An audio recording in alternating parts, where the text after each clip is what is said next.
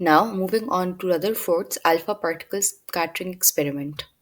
सो Rutherford ने basically एक experiment किया था जिसने एक थिन शीट ऑफ गोल्ड पर अल्फा पार्टिकल्स को बम्बार्ड किया था और फिर उसने उनकी ट्रेजेक्ट्री को स्टडी किया था of this particles after their interaction with the gold foil. So as you can see in the diagram, उसने जो फर्स्ट थिंग ऑब्जर्व की वो ये थी कि जो मेजर फ्रैक्शन था ऑफ अल्फा पार्टिकल्स, जब उन्होंने उसको डिफ्लेक्ट किया on the thin gold sheet, वो आराम से चले गए to the other end without any deflection. तो इससे इसने डिड्यूस किया जो एक एटम का न्यूक्लियस होता है वो बेसिकली बहुत minute proportion of space occupy करता है.